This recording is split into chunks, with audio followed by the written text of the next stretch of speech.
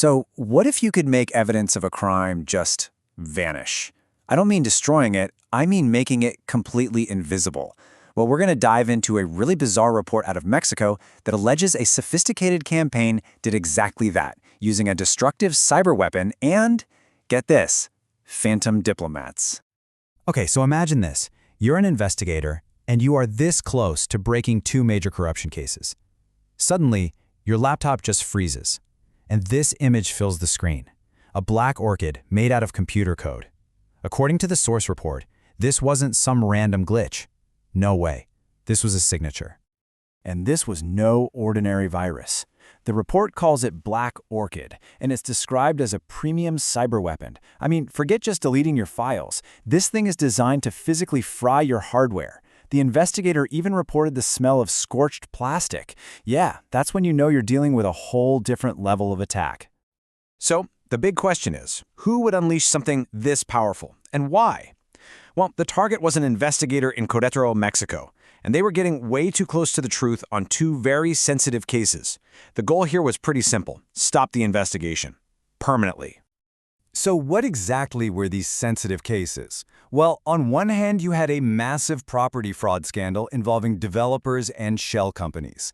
And on the other, something called the Cartel de Mascotas, which was actually an animal trafficking ring pretending to be a pet adoption network. You can imagine, both of these trails led to some powerful people with a lot to lose.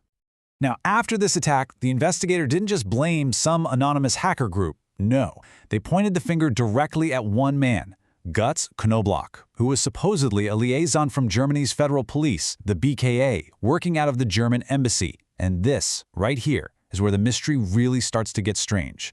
Which of course brings us to the central question that drives this entire report. Who on earth is Götz Knobloch? Is he a legitimate diplomat, a rogue agent, or is he something else entirely? And here is the puzzle.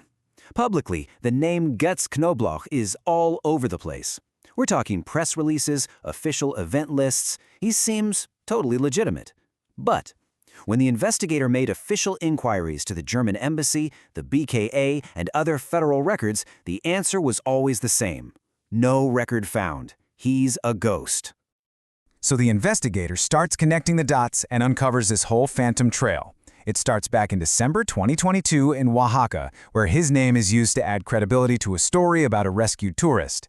Then you fast forward to July 2023, he's listed at a meeting in Guerrero. Then in November, he's apparently photographed in Querétaro, and suddenly the local German consul refuses all comment. You see the pattern, right? Convenient appearances and official denials. And look how this pattern plays out. It doesn't matter if it was in Oaxaca, Querétaro, or Guerrero. The story was exactly the same. A high-ranking local official meets with a man they're told is Götz Knobloch. But every single time, when someone checks for official verification from Germany, the answer comes back, none. And it wasn't just Götz Knobloch. The investigation started unearthing more of these ghosts in the machine. Names like Ursula Kuz, Frank Baumann, and Alexander Holtschik began popping up in the exact same way, listed as German delegates at events, but totally non-existent in any official records. So this wasn't just one phantom anymore. It was starting to look like a whole network. So what does this all add up to? The report calls it a confirmed pattern. You have fabricated officials being systematically inserted into these staged diplomatic events. The whole point is to create the illusion of international cooperation, giving false legitimacy to local authorities or just manufacturing credibility for whatever story they want to tell.